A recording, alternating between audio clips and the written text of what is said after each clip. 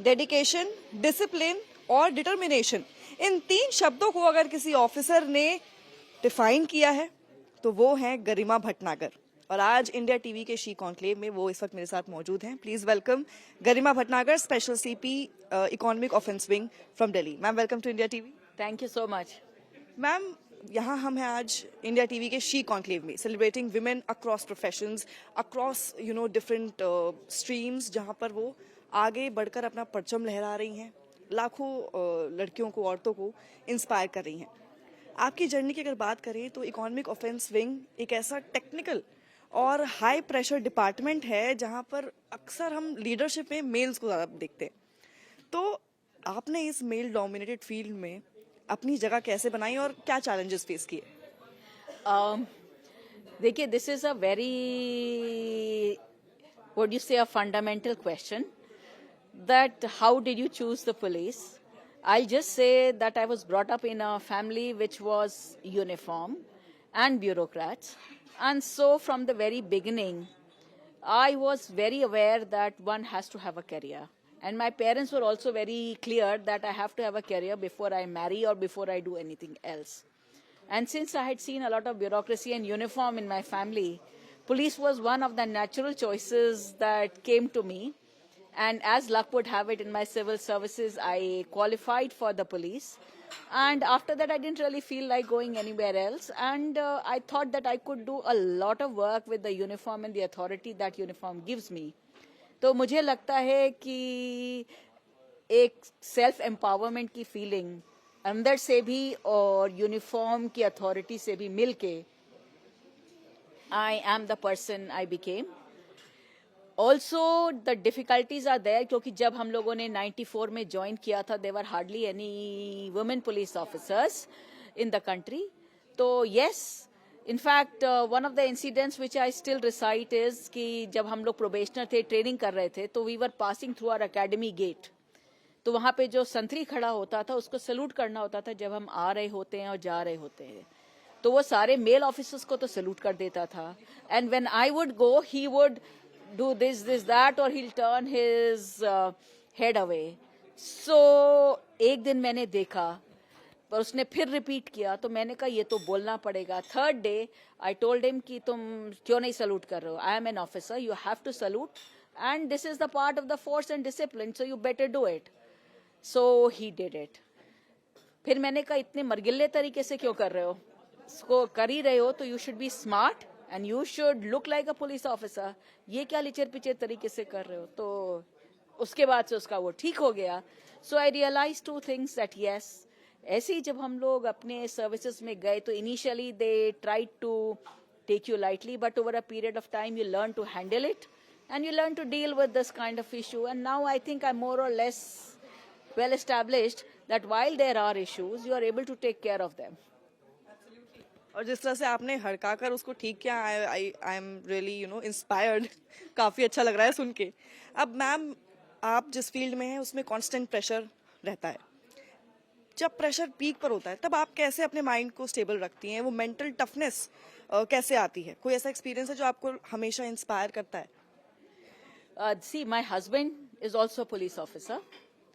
He is 4 years senior to me. He was 88 batch and I got into the service in 94. So he had 4-5 years, 6 years ahead of me because he came in a little early.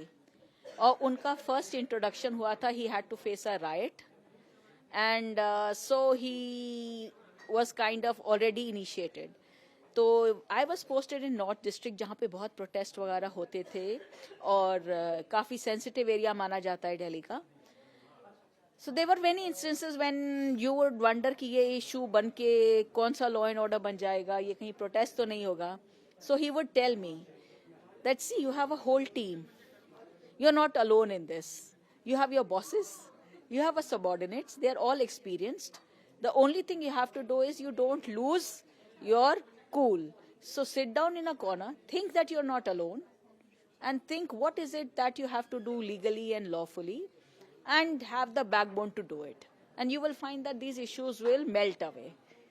And I think that was very sensible advice, and that has kept me in good stead और बाकी जो है he said कि office के बाद when you come back, whether you come back at 10 in the night, 11 in the night, don't worry, we have sufficient number of people to take care. By people, my parents were behind me like a rock, his parents were behind us like a rock. So they would always say कि we are there to look after your child, your kid, your family. Don't worry about it. You do your job. दबंगई से जाओ, दबंगई से करो और दबंगई से जो है करके आओ. आपको पूरा सपोर्ट मिला, लेकिन मैम कई सारी लड़कियां हैं जिनको इतना सपोर्ट नहीं मिल पाता है, वो डरती हैं कि कैसे वो ये रिस्क लें, तो उनके लिए क्या मैसेज रहेगा आपका, स्पेशली उनके पेरेंट्स और फैमिलीज के लिए जो इस फील्ड में जाना चाहती हैं लेकिन कुछ ना कुछ उन्हें रोक रहा है, मे बी सोसाइटी और ये सारी प्रेशर जो एज अ फीमेल हम सब फेस करते हैं. मुझे लगता है कि अगर आपको वाकई में मन करता है पुलिस ऑफ या कोई भी यूनिफॉर्म सर्विस ज्वाइन करने के लिए, आपको at some point of time किसी की चिंता नहीं करनी. यू शुड डू जो आपका दिल कहता है, और उसको लॉजिकल बनाने के लिए या उसको दिमाग से रिकंसाइल करने के लिए talk to the people around you, listen to people around you, take a decision कि आप लॉन्ग रन में will you conquer over your and the societal issues or you will be going under them. But I think कि अगर आपको मन से आपके अंदर फायर है और इच्छा है तो nobody can stop you. Ma'am बात करें डिजिटल अरेस्ट की, आजकल ये बहुत ज़्यादा सुनने को मिल रहा है और स्कैमर्स जो हैं प्रॉपर सेटअप करके लोगों को क्या कहते हैं स्कैम करते हैं, प्रॉपर एक नेक्सस बना हुआ है. इसमें मेरा सवाल ये है कि एक आम इंसान उस पल में जो जब ये चीज़ हो रही होती है उस पल में रियल और फेक के बीच में कैसे आइडेंटिफाई करे, because this is a very burning issue as of now in India specifically. देखिए, cyber crime is a very very relevant issue. Monika may be able to tell you better, she is DCP if so, but there is no such thing as digital arrest. पहली बात, arrest पे हमारा जो constitution है, हमारे जो law है, हमारा जो सुप्रीम कोर्ट है, they have very clear directives. तो अगर आपको कोई भी साइबर क्राइम में डिजिटल अरेस्ट की बात करे, वो कुछ भी कर दे, that is not in existence at all. So ये बात आपको क्लियर होनी चाहिए, चाहे कुछ भी हो जाए. दूसरी चीज, जैसे जैसे अवेयरनेस होती है आपको रीड अप करना चाहिए, because as we enter the digital age अपने को थोड़ा सा अवेयर रखना भी हमारी जिम्मेदारी है.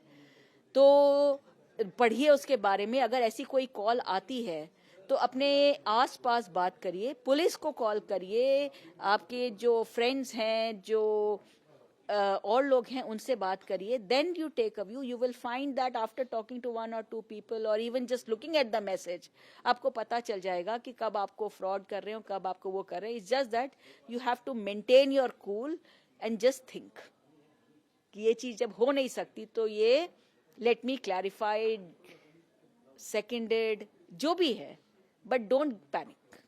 Panic is not the answer. Panic नहीं करना है, ये सबसे बड़ा मैसेज है.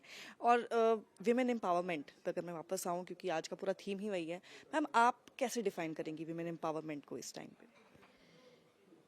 I think empowerment consist of 3-4 things. One is you should have the numbers, and which I think is happening. Over the past 20 years, more and more women are excelling in education, they are excelling at schools, they are excelling at colleges. So you have a very trained and a very, very motivated gender, which is now ready to take its place under the sun, which is very important. Second is gender equality. As you can see that जो traditionally जिन professions को समझा जाता था कि they are male oriented, male dominated, आपके programme में air force officers आए हैं, आर्मी के आए हैं, हम लोग आए हैं, और भी लोग आए हैं who are working in the field. So that is taking the gender, जो हमारा पीछे रह गया था विमेन, उनको आगे ला रहे हैं. And it is happening despite the society. Society is evolving slower, the gender is evolving faster, so that is a good thing. We just need the society to catch up to the aspirations of women.